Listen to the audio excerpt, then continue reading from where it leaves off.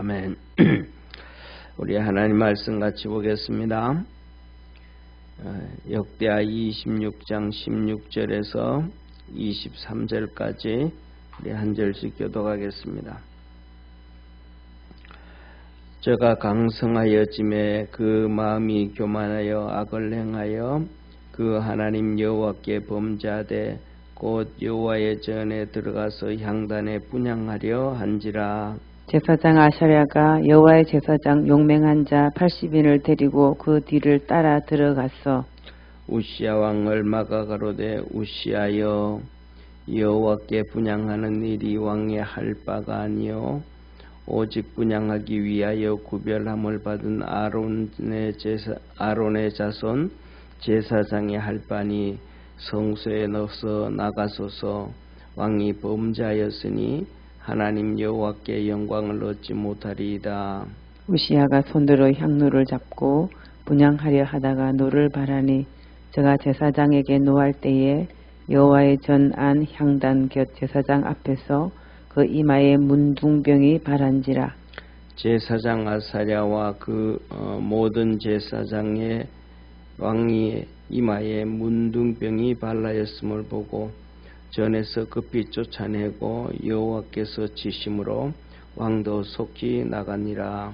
우시야 왕이 죽는 날까지 문둥이가 되었고 문둥이가 되매 여호와의 전에서 끊어졌고 별궁에 홀로 거하였으므로 그 아들 요담이 왕궁을 관리하며 국민을 치리하였더라. 이 외에 우시야의 시종 행적은 아모스의 아들 선지자 이사야가 기록하였더라. 우시야가 그 열조와 함께 자매 저는 문둥이라 하여 열 왕의 묘실에 접한 땅 곧 그 열조의 곁에 장사하니라. 그 아들 요담이 대신하여 왕이 되니라. 아멘. 아멘. 예, 오늘은 우리가 이 본 말씀 이 우시야 왕에 대해서 같이 이렇게 보게 되어지는데요. 뭐라 그럴까, 이 세상에서 이렇게 살아가면서 우리가 이런 복이 있다 저런 복이 있다고 얘기하고 얘기하는데 그 말이 전부 다 맞는 말이라고 생각을 해요. 맞는 말이라고 생각하는데 그 중에서도 뭐냐면 세상에서 가장 큰 복은 내가 하나님의 말씀을 들을 수 있는 주의 종과 함께 있다는 것, 내가 그 주의 종의 말에 순종할 수 있다는 것이 세상에서 가장 큰 복이 아닌가 그렇게 생각해요. 다시 한번 말씀드릴게요. 내가 그 주의 종에 통해서 하나님의 음성을 들을 수가 있고 그 주의 종의 말에 순종할 수 있는 사람이 그때가 가장 큰 축복이다. 오늘 여기에 보면 말씀에 보면 우리가 아는 것처럼 이 우리가 잘 아는 여기에 이 우시야 왕이 나오잖아요. 우시야 왕도 똑같은 경우거든요. 우시야 왕도 하나님의 묵시, 하나님의 말씀에 밝게 알았던 스가랴 선지자와 함께 있을 때 그 스가랴 선지자를 통해서 하나님의 말씀을 듣고 그 스가랴 선지자를 통해서 선지자의 말에 순종할 수 있을 때 형통했고 평안했고 승승장구했습니다. 할렐루야. 예. 그리고 그 다음에 또 우리가 잘 아는 것처럼 이 우시야 왕의 할아버지가 되는 요아스 왕이에요.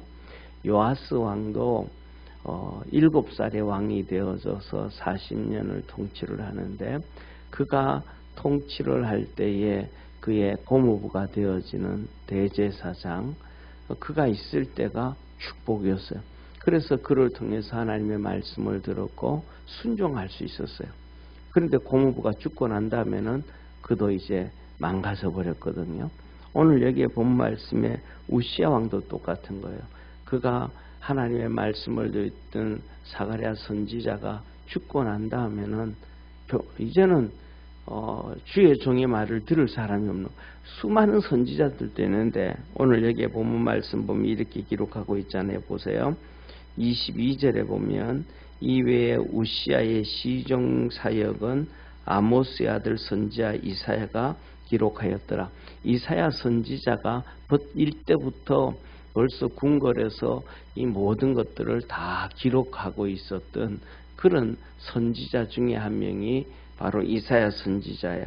그래서 그 뒤로 이어지는 요담 왕이라든지 그 다음에 아하스 왕이라든지 그 다음에 이렇게 히스기야 왕을 통해 가지고 이렇게 가는데 이 예를 들면 아하스 왕도 거의 한 18년 그 다음에 또 이어서 우리가 잘 알고 있는 아하스 왕도 한 18년 이렇게 요담 왕도 18년 36년이란 말이에요.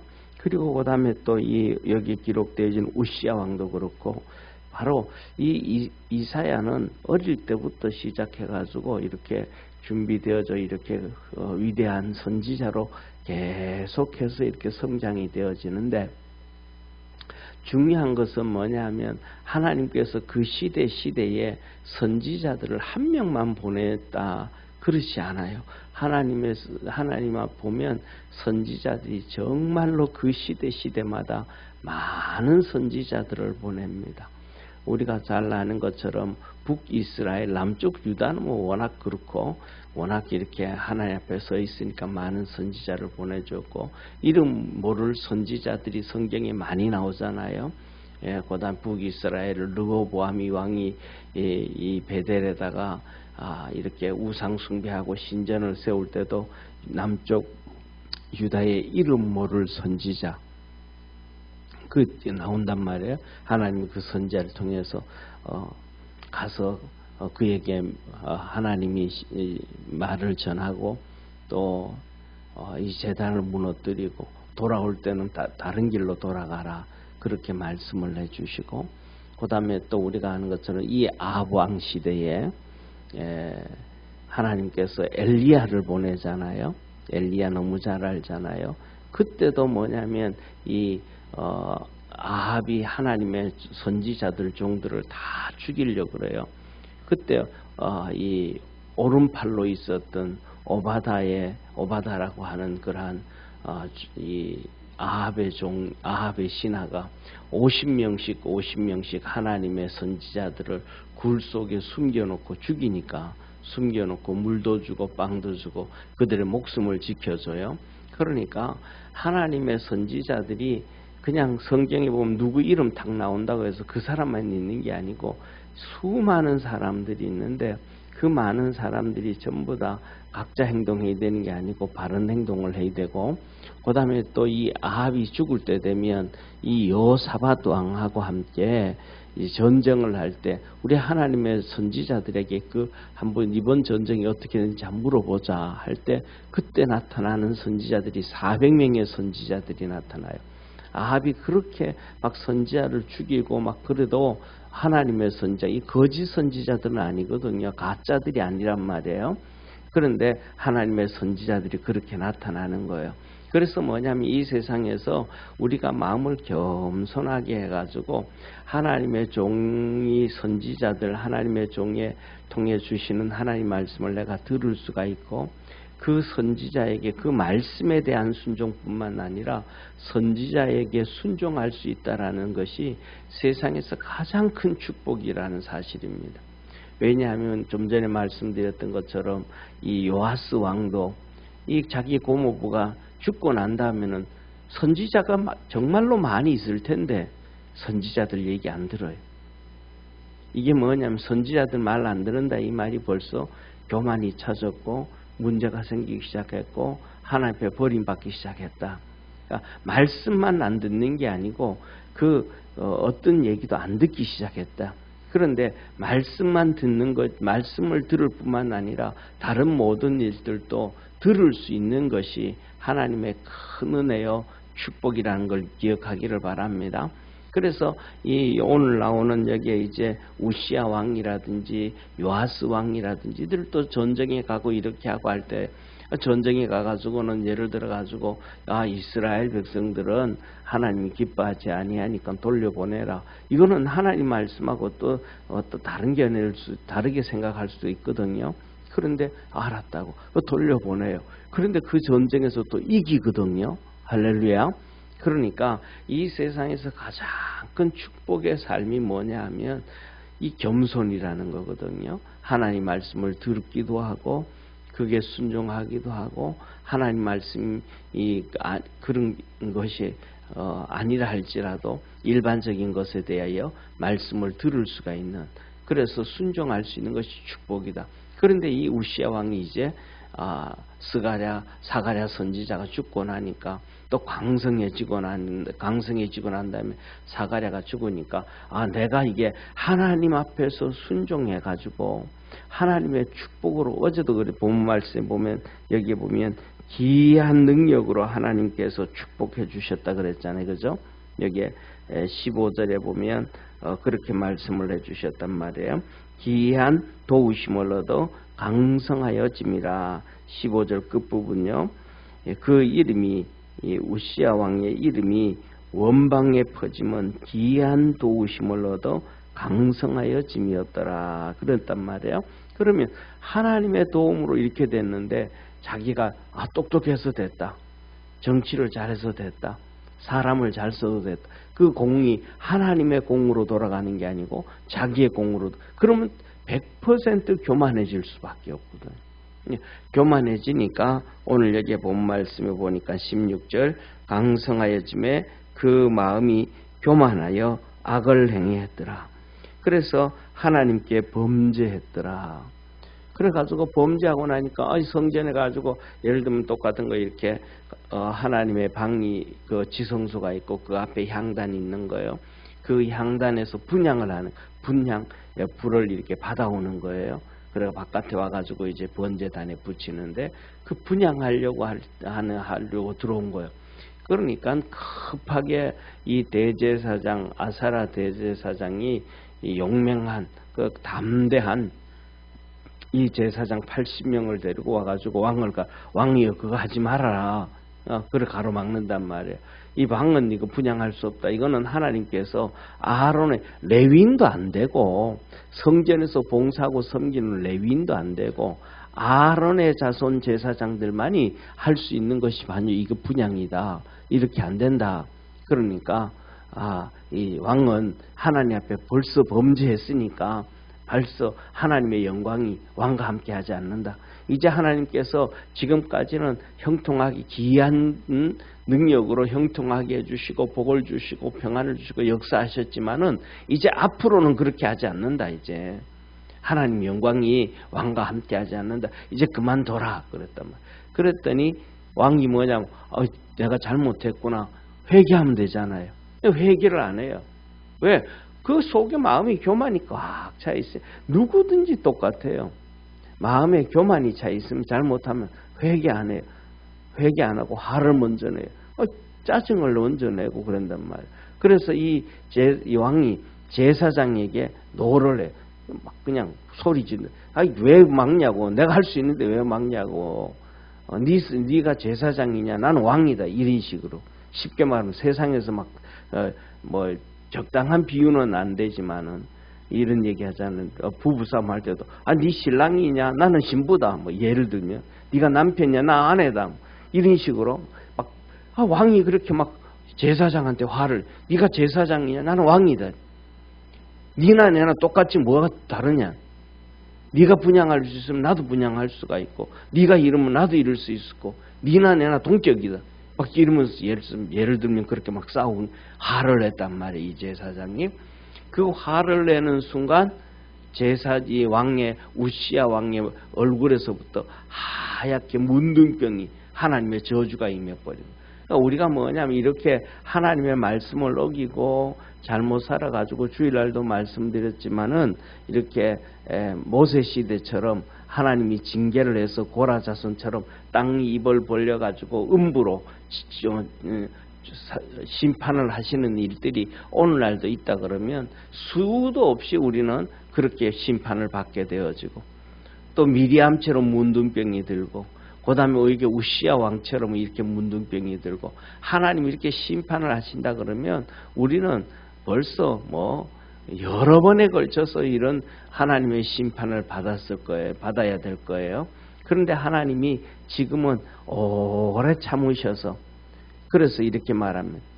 베드로서에 보면 오래 참으셔서 다 구워 넣기까지 하나님이 기다리신다.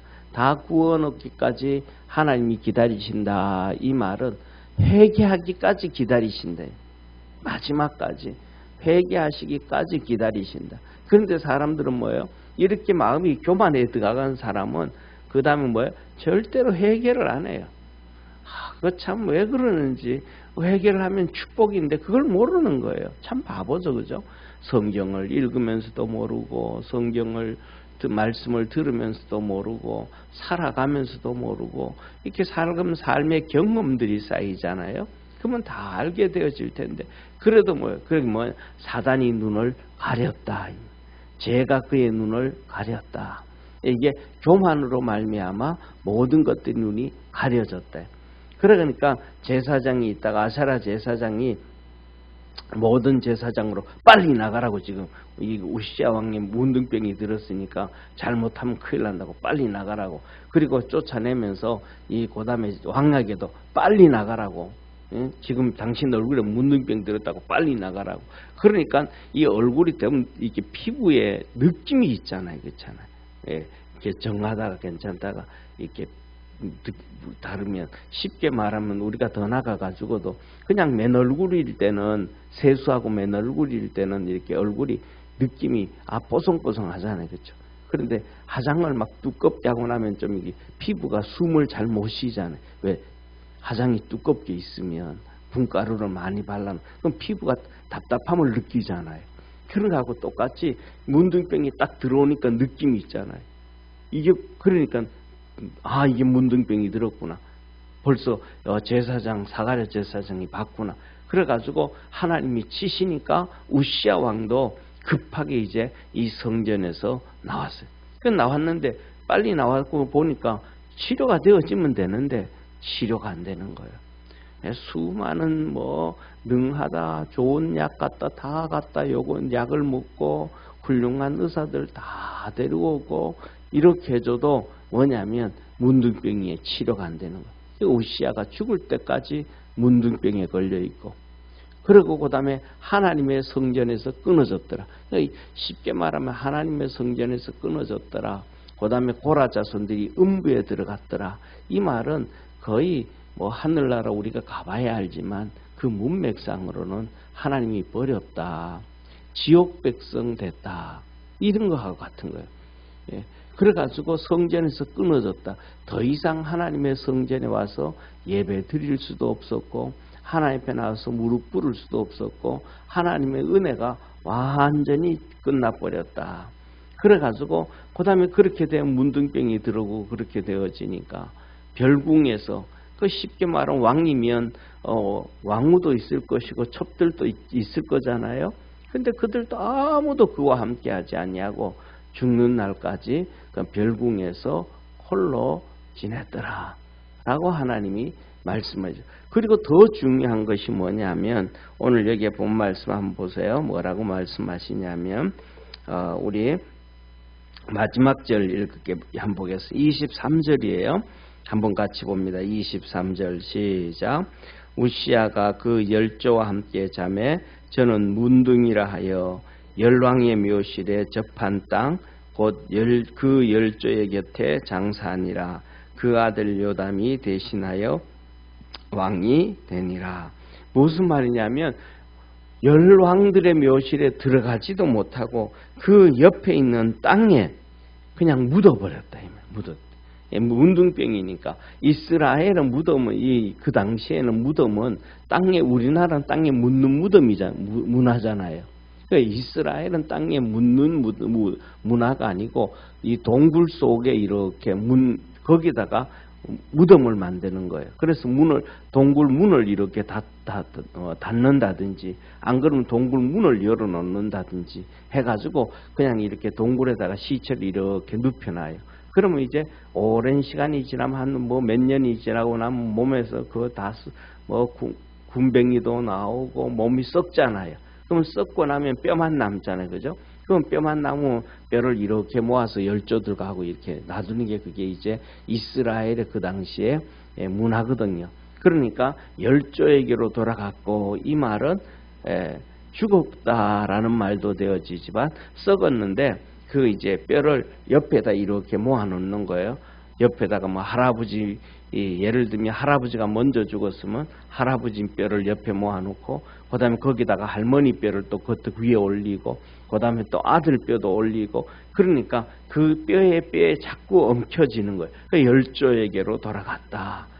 그런데 이 우시아 왕은 결국은 열조들의 묘에 들어가지도 못했고 거기에 그런 방법으로 장사되지도 못하고 땅을 파가지고 혼자 그냥 무덤에 묻혀지는, 그러니까 쉽게 말하면 음부에 떨어졌다 이렇게 볼 수 있는 상황을 만들어간 거예요.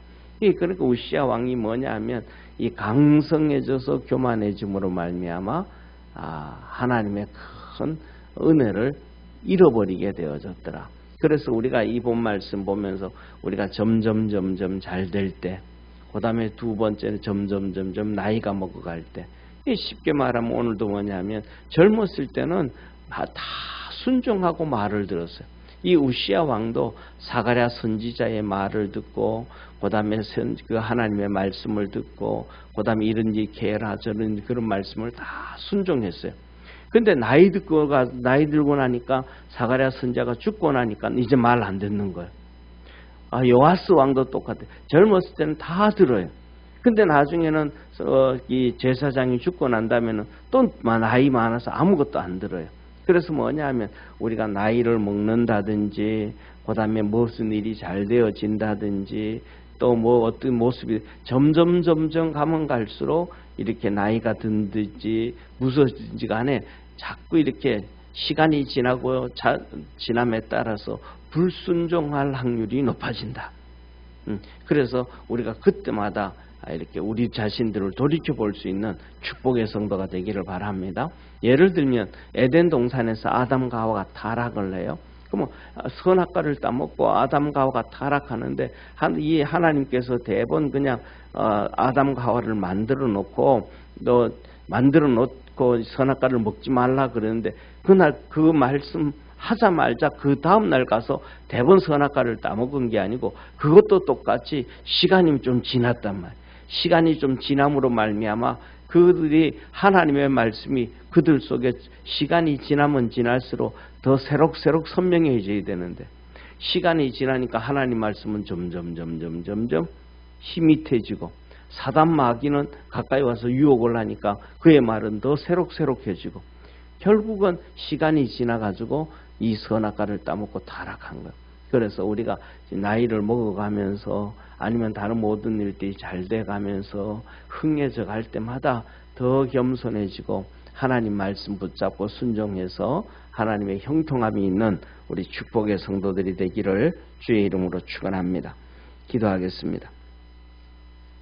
전능하신 하나님 아버지, 우시아 왕이 강성해서 교만함으로 하나님께 버림을 받고 문둥병이 되어서 죽을 때까지 홀로 고통을 당하다가 결국은 열조의 무덤에 묘실에 들어가지도 못하고 그 땅에 묻히는 그러한 비참함을 초래했습니다.